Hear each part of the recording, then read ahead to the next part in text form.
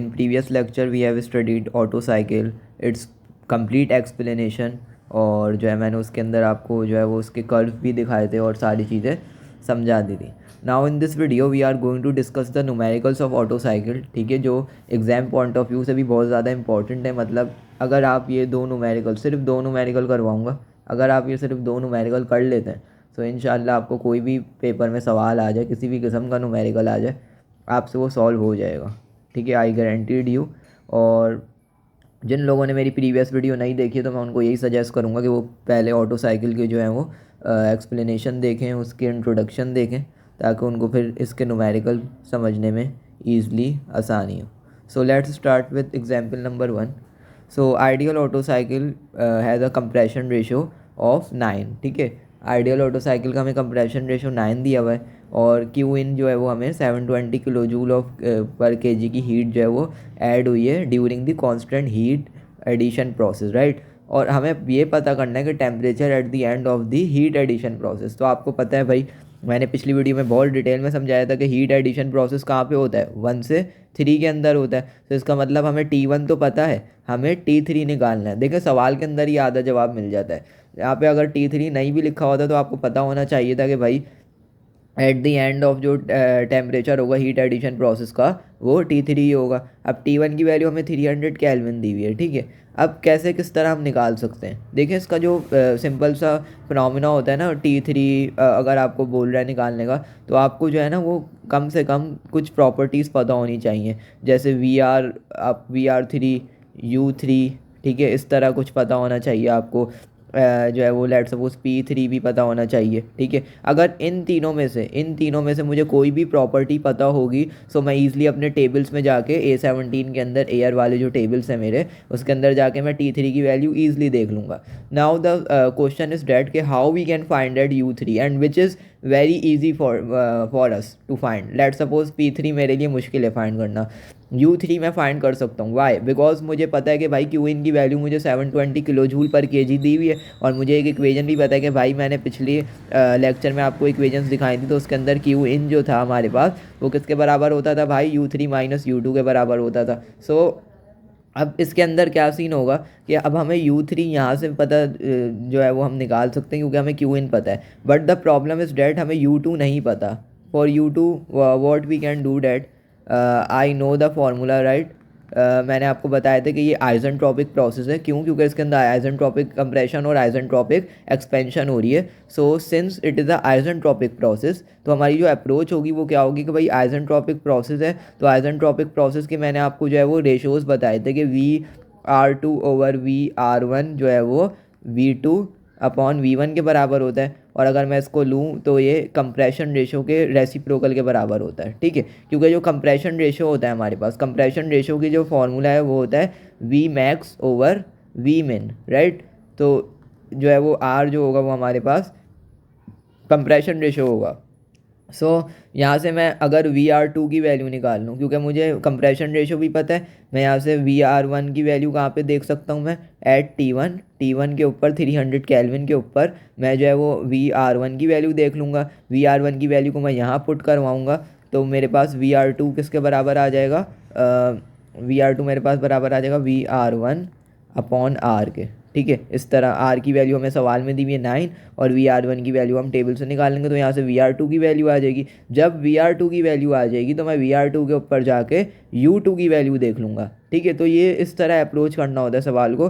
तो VR2 के ऊपर जब मैं U2 की वैल्यू देखूँगा, मैं U2 की वैल्यू यहाँ पुट करूँगा यहाँ इस इक्वेजन में, तो मेरे पास U3 की वैल्यू आ जाएगी और फिर उस U3 की वैल्यू के ऊपर मैं अपना टेम्परेचर T3 देख लूँगा. And that's all for this question, क्योंकि हमें T3 ही निकालना था. सो आई होप कि आपको ये स्ट्रेटेजी समझ आई होगी. ठीक है, मैं दोबारा से रिपीट कर देता हूँ जल्दी से हमने क्या किया इसके अंदर. इसका आप सॉल्यूशन भी देख सकते हैं. पहले मैं रिपीट कर देता हूँ फिर मैं आपको सॉल्यूशन भी दिखा देता हूँ. ठीक है, डोंट वरी. अच्छा, तो क्या किया भाई, हमें कंप्रेशन रेशो गिवन था आइडियल ऑटो साइकिल में. ठीक है, वो हमसे पूछ रहा है कि भाई टेम्परेचर क्या होगा at the end of the heat addition process, right. तो भाई सवाल को जो है वो अंधाधुंध सॉल्व करना नहीं शुरू हो जाना, पहले आपको समझना है कि भाई चीज़ें वर्क किस तरह कर रही हैं. अब मुझे ये चीज़ पता चल गई कि temperature at the end of the heat addition process जो है हमारे पास वो T3 होगा. क्यों? क्योंकि मैं आपको पिछली वीडियो में बता चुका हूँ कि भाई जो हमारे पास PV कर्व था उसके अंदर क्या हो रहा था, कांस्टेंट वॉल्यूम हीट एडिशन कहाँ से कहाँ तक हो रही थी, 2 से 3 तक हो रही थी, ठीक है। इसी तरह हो रहा था ना कि 2 से 3 तक जो है वो हमारे पास हीट एडिशन हो रही थी, और 4 से 1 तक जो है हमारे पास जो है वो हीट रिजेक्शन हो रही थी। तो जब हीट एडिशन के एंड पे कौन सा वाला टेम्परेचर होगा, T3 होगा, क्योंकि T1 हमें पता था, T3 निकालना था। अब मैंने आपको बताया कि भाई कोई भी T3 या P3 कुछ भी निकालना हो तो उसके लिए आपको टेबल्स के लिए कोई ना कोई प्रॉपर्टी पता होनी चाहिए। लेट सपोज आपको VR3 पता होना चाहिए, ठीक है, रिलेटिव वॉल्यूम पता, स्पेसिफिक वॉल्यूम या इंटरनल एनर्जी की वैल्यू पता होनी चाहिए उस स्टेट के ऊपर, या प्रेशर पता होना चाहिए। लेकिन हमें उन तीनों में से कुछ भी नहीं पता था, तो लेकिन हमें पता ये चला कि हम U3 निकाल सकते हैं। क्यों पता चला, क्योंकि हमें क्यू इन की वैल्यू दी हुई, यहाँ पे क्यू इन की वैल्यू दी हुई थी जो कि 720 किलो जूल पर kg थी। तो मुझे जो है वो पता है कि भाई क्यू इन जो है वो U3 माइनस U2 के बराबर होता है, तो मैं यहाँ से U3 की वैल्यू निकाल सकता हूँ। लेकिन यहाँ भी एक प्रॉब्लम आई कि हमें U2 नहीं पता था। तो U2 के लिए हमने क्या किया, पहले हमने T1 के ऊपर जाके क्रिटिकल रिलेटिव जो है वो स्पेसिफिक वॉल्यूम की वैल्यू निकाली, ठीक है। उस वैल्यू को निकाल के कंप्रेशन रेशियो यूज़ किया, क्योंकि ये आइसेंट्रोपिक प्रोसेस था। तो VR2/VR1 equal to V2/V1 equal to 1/R, ये रेशो आपको पता होगा। यहाँ से VR2 की वैल्यू आई, VR2 की वैल्यू के ऊपर मैंने U2 देखा, U2 जब मैंने निकाल लिया तो फिर मैंने इस इक्वेशन में पुट किया और यहाँ से मैंने U3 की वैल्यू निकाल ली। एंड देन जब मेरे पास U3 की वैल्यू आ गई तो उस U3 की वैल्यू पे जाके मैंने T3 देख लिया। अब क्या पता आपको इंटरपोलेट करना पड़े, ठीक है। तो इंटरपोलेशन के लिए भी अगर आप चाहते हैं कि मैं आपको समझाऊं तो आप मुझे कमेंट कर सकते हैं, मैं उसके ऊपर भी एक डिफरेंट वीडियो बना दूंगा। सो that's all for this question. आप इसका सॉल्यूशन देख सकते हैं, ये PDF मैं आपके साथ शेयर भी कर दूंगा। आप अगर आप इसका PDF का आपको चाहिए तो आप मुझे जो है वो कमेंट कर देंगे ऑटो साइकिल न्यूमेरिकल्स PDF, तो मैं आपको ये जो है वो सेंड भी कर दूंगा, और अपने डिस्क्रिप्शन के अंदर भी मैं लिंक डाल दूंगा, तो आप वहाँ से भी ईजिली डाउनलोड कर सकते हैं। सो डोंट वरी, आप यहाँ से सॉल्यूशन देख लें। इन्होंने इसी तरह किया है, फिर T3 की वैल्यू U3 इन्होंने पहले निकाला जो कि आया इनके पास 1232.89 किलो जूल पर kg। यहाँ से इन्होंने U3 निकाला, ठीक है। और U2 कैसे निकाला, इन्होंने VR2 की वैल्यू पहले निकाली। देखें जैसे मैंने आपको बताया था कि भाई V2/V1, यहाँ से इन्होंने रेशो यूज़ करके VR2 की वैल्यू निकाली। VR2 की वैल्यू जो क्या है 69.02, इस वैल्यू के ऊपर इन्होंने U2 की वैल्यू निकाली और फिर U2 की वैल्यू यहाँ पुट करी तो U3 आ गया। और जब U3 की वैल्यू निकाली तो वहाँ से इन्होंने T3 की वैल्यू देख ली, U3 पे जाके जो कि आई है 1529.72 kelvin. That's the final answer of our this question. So that's all for this question. बहुत ज़्यादा इंपॉर्टेंट था भाई, मतलब इसके अंदर काफ़ी ज़्यादा कॉन्सेप्ट्स यूज़ हुए हैं। So it is a very, मतलब आप समझ जाएं कि मतलब ऑटो साइकिल का ये बहुत एक इंपॉर्टेंट न्यूमेरिकल था। Now let's move towards next question, example 9-2। ये मैंने बुक से उठाई है यूनुस सेंजल की, सो आप जो है वो उधर से भी देख सकते हैं। सो इट इज़ अ थोड़ा सा क्रिटिकल क्वेश्चन है, मतलब थोड़ी सी चीज़ें इसमें ज़्यादा निकालनी है, लेकिन आई होप कि आप जो है वो समझ जाएंगे। सो इसको मैं थोड़ा सा जूम इन कर दूँ तो आपको और अच्छे से पता चल जाएगा। सो सबसे पहले सवाल को पढ़ते हैं, फिर इंशाल्लाह इसके सॉल्यूशन को डिस्कस करेंगे। सो क्या बोल रहा है भाई सवाल के अंदर, an ideal auto cycle has a compression ratio of 8, right. Compression ratio की वैल्यू दे दी, इसका मतलब हमें ये तो पता चल गया यहाँ से हमें R की वैल्यू 8 मिल गई है, ठीक है। अब at the beginning of the compression process air जो है वो 100 किलो पास्कल पर है और 17 डिग्री पर है। अब यहाँ से हमें ये भी पता चल गया कि भाई T1 की जो वैल्यू है हमारे पास वो 17 डिग्री है और P1 की जो वैल्यू हमारे पास वो 100 किलो पास्कल्स है, राइट। अब उसने बताया कि भाई 800 किलो जूल पर kg की जो हीट है वो ट्रांसफ़र हुई है, कहाँ पे ट्रांसफ़र हुई है, during the constant volume heat addition process. तो हीट एडिशन प्रोसेस के अंदर आपको मैंने बताया हुआ कि 2 से 3 के अंदर क्या हो रहा था हमारे पास भाई, 2 से 3 के अंदर मैंने आपको एक चीज़ बताई थी कि भाई यहाँ पे हमारे पास हीट ऐड हो रही होती है, हीट ऐड हो रही होती है, तो उसको हम क्या बोल देंगे, उसको हम बोल देंगे Qin, यानी Qin की वैल्यू हमें इसने बता दी जो कि आ गई हमारे पास 800, ठीक है, किलो जूल पर kg, राइट। तो इस तरह जो है वो हम चीज़ों को फिगर आउट कर रहे होते हैं, डाटा वगैरह बना रहे होते हैं।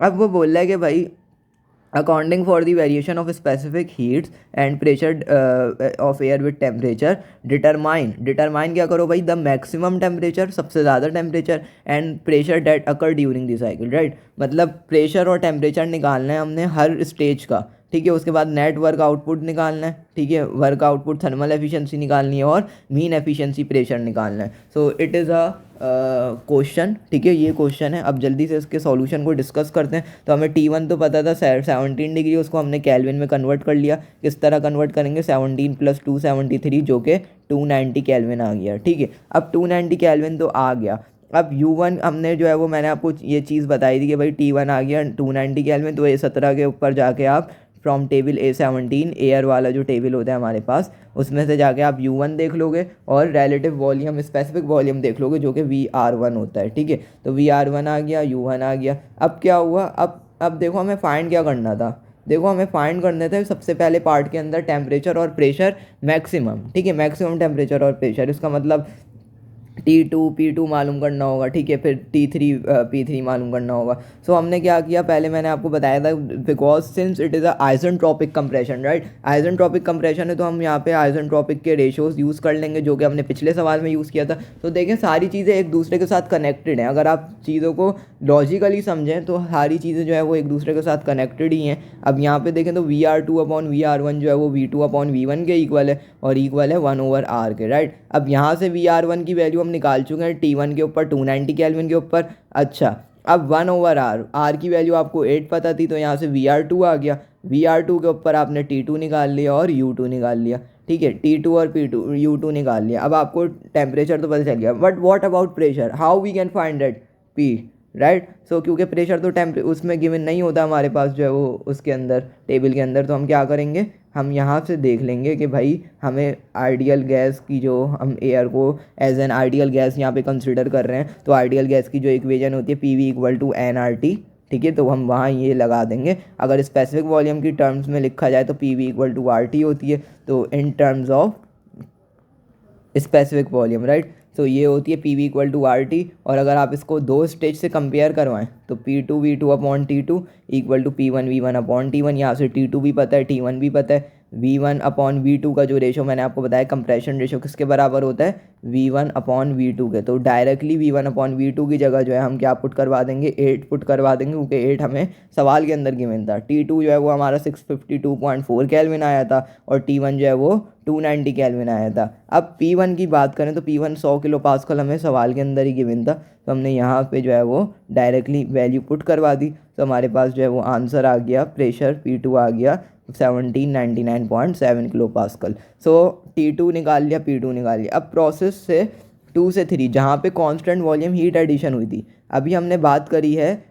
आइसेंट्रोपिक कंप्रेशन की, ठीक है, अब हो रही है कांस्टेंट वॉल्यूम हीट एडिशन। तो हीट एडिशन में क्या होगा भाई, हीट एडिशन में जो है वो Q का फॉर्मूला आपको पता होगा कि भाई मैंने आपको बताया था कि Q(in)U3 - U2 के इक्वल होता है, ये चीज़ आपको पता भी है। तो क्या करेंगे हम, Q की जगह हमने 800 किलो जूल पर kg पुट करवा दिया क्योंकि हमें सवाल के अंदर गिवन था। और U3, अब U3 निकालना है। क्यों U3 निकालना है, U3 निकालेंगे ऑटोमेटिकली T3 आ जाएगा, T3 आ जाएगा तो उसके बाद हम आइडियल गैस वाली इक्वेशन लगा के P1V1/T1 से हम जो है वो प्रेशर P3 निकाल लेंगे, right. So that's how the thing works. अब जो है वो आगे का टैकल करने का, आप इसको पॉज करके अब ये आप कोशिश करेंगे, आप ये खुद से करें, ठीक है। तो यहाँ से मैंने जो है वो Qin की वैल्यू निकाल ली 800 किलो जूल पर kg, U3 जो है वो माइनस का U2। अब U2 की जो वैल्यू थी वो हम पहले ही सवाल में निकाल चुके हैं, 475.11। यहाँ पे मैंने पुट करवाई तो यहाँ से मेरे पास U3 की वैल्यू आ गई। U3 की वैल्यू आई, मैं जल्दी से A17 पे गया, फ्रॉम A17 मैंने जो है वो T3 की वैल्यू देख ली और VR3 की वैल्यू देख ली। VR3 की वैल्यू क्यों देखी है ये मैं अभी आपको बताता हूँ, क्योंकि हम जो है वो आइसेंट्रोपिक रेशो यूज़ करेंगे आगे, तो उसके लिए हमें जो है वो फिर यहाँ से वैल्यू निकालनी पड़ेगी। अच्छा, अब यहाँ पे हमने क्या किया, P3V3/T3 = P2V2/T2, दो स्टेट्स को कंपेयर करवा दिया। 3 और 2 की बात हो रही है ना, 2 से 3 में क्या हो रहा है, कांस्टेंट वॉल्यूम हीट एडिशन। तो यहाँ पे हम P3V3 जो है वो यूज़ करेंगे और P2V2। अब यहाँ से P3 की वैल्यू अगर हम निकालना चाहें, P3 को सब्जेक्ट बनाएं, तो यहाँ से मैंने सारे जो है वो वेरिएबल्स को अरेंज कर दिया इन टर्म्स ऑफ P3। अब यहाँ पर आप देखें असल ट्विस्ट जो यहाँ पे आएगा वो V2/V3 की जगह हमने 1 क्यों डाला है।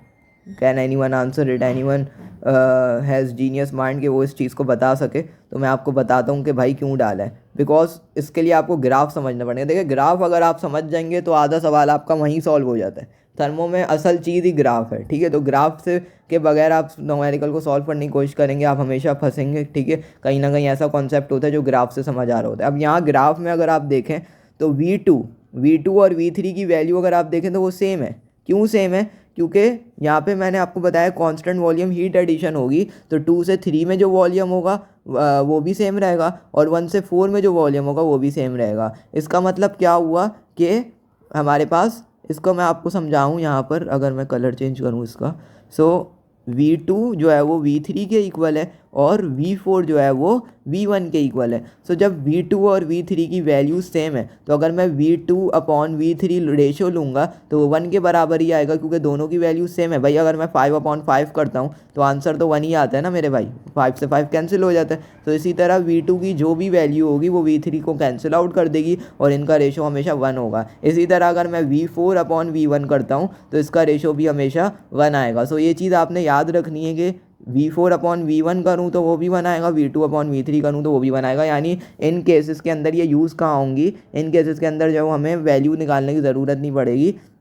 अगर हम आइडियल गैस वाली इक्वेशन यूज़ कर रहे हैं तो आप ये मत टेंशन लेंगे कि V2 V3 नहीं पता, क्योंकि इनकी जगह डायरेक्टली 1 पुट होगा और V4 V1 की जगह भी डायरेक्टली 1 पुट होगा। सो आई होप कि ये चीज़ आपको समझ आई होगी। सो डैट्स वहाँ पे मैंने जो है वो V2/V3 की जगह 1 पुट करवा दिया और T3 जो है वो पहले ही हम निकाल चुके थे। यहाँ से हमने जो है वो 1575.1 केल्विन जो आया था। उसके बाद जो है वो T2 की वैल्यू जो है हमारे पास 652.4 केल्विन आई थी। तो यहाँ से हमने जो है वो निकाल ली। अब यहाँ पे जो है वो आप P3 की वैल्यू जो कि 4.345 मेगा पास्कल्स आ गई। सो पहला पार्ट हमारा सॉल्व हो गया भाई, बड़े प्यार से सॉल्व हो गया। इसमें हमें बस T2 और P2 निकालना था, T3 और P3 निकालना था, यानी मैक्सिमम टेम्परेचर और प्रेशर निकालने थे, जो कि हमने काफ़ी अच्छे से निकाल लिया। अब दूसरे पार्ट की तरफ मूव करें तो दूसरे पार्ट में क्या बोल रहे हैं भाई, वर्क आउटपुट। तो वर्क आउटपुट का फॉर्मूला मैं आपको बता चुका हूँ क्या होता है, Q in minus Q out. ठीक है, वर्क नेट का फॉर्मूला होता है Q in minus Q out. लेकिन यहाँ पे मसला एक ये है कि Q in तो हमें पता है,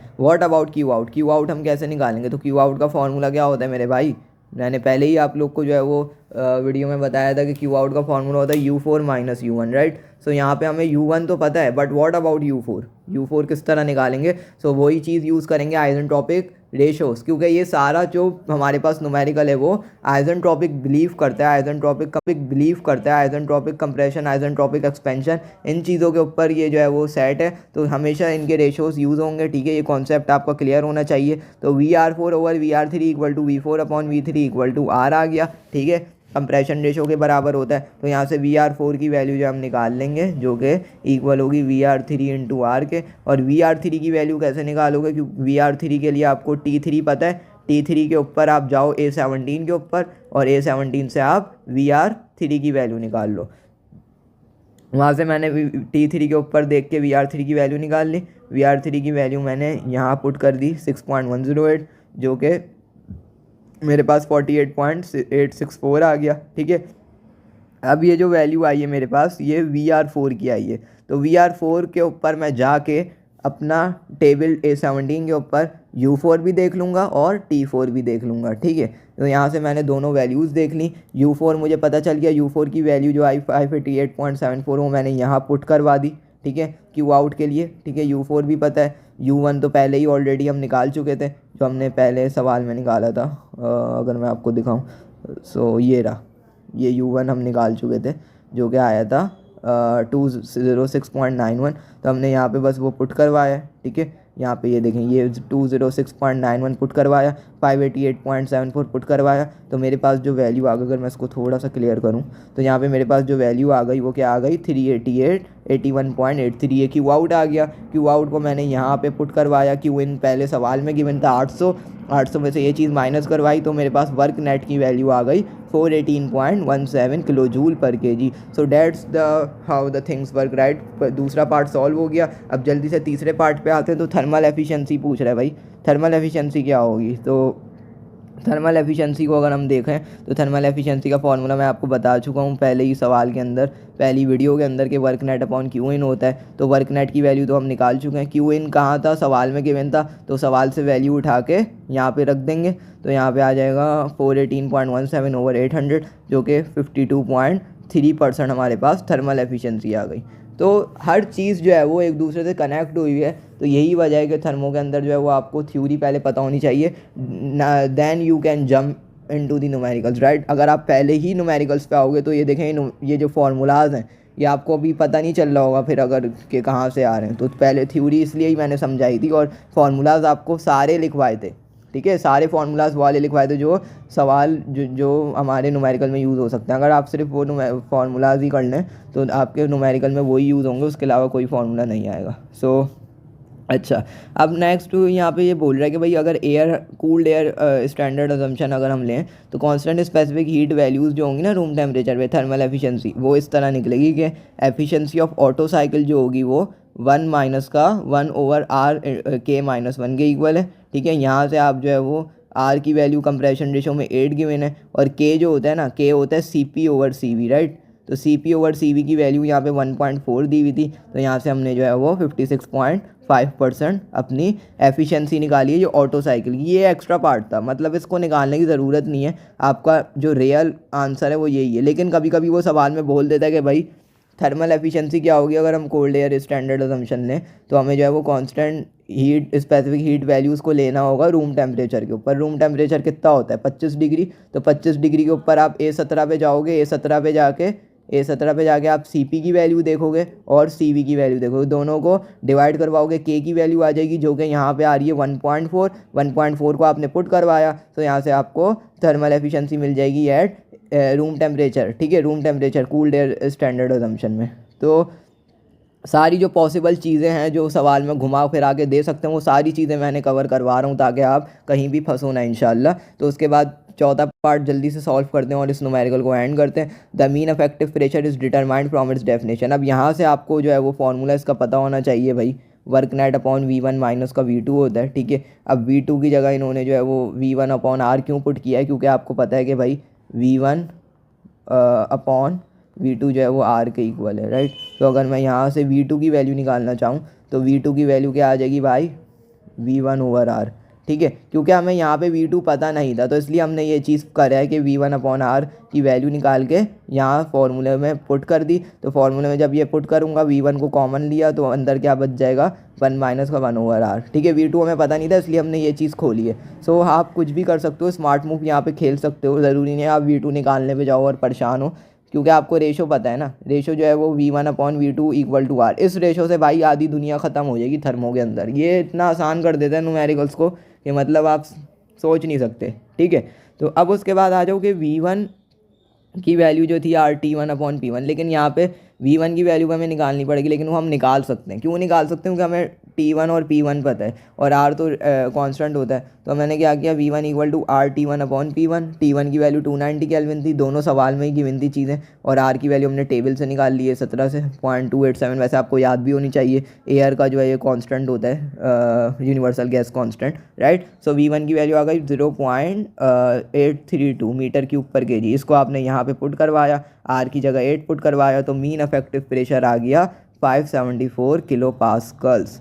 सो that's all for this question, right. के मतलब हमने जो है वो क्या क्या निकाला इसके अंदर, पहले हमने प्रेशर की वैल्यूज़ निकाली, मैक्सिमम टेम्परेचर प्रेशर निकाले, उसके बाद दूसरे पार्ट के अंदर हमने नेट वर्क आउटपुट निकाला। ठीक है, जो कि हमारे पास किसके बराबर आया, वर्क नेट जो था Q आउट माइनस Q इन माइनस Q आउट जो था उसका फार्मूला, उससे हमने वर्क नेट निकाला। फिर उसके बाद हमने एफिशिएंसी निकाली जिसका फार्मूला था work net upon Q in, right. Work net upon Q in से हमने एफिशिएंसी निकाल ली, वर्क नेट हम पहले ही निकाल चुके थे, Q इन की वैल्यू सवाल में गिवन थी। उसके बाद मीन इफेक्टिव प्रेशर के लिए हमने क्या किया, work net upon V1 minus V2, ये हमारा फार्मूला है, लेकिन हमें V2 नहीं पता था और हम सवाल को छोटा करना चाहते थे। V2 आप निकाल सकते हो लेकिन सवाल लंबा हो जाएगा। ठीक है, क्योंकि हम सिर्फ V1 निकाल के भी अपना काम निकाल सकते हैं, तो मैंने रेशो यूज़ किया है यहाँ पे, V2 की जगह मैंने पुट करवा दिया V1/R।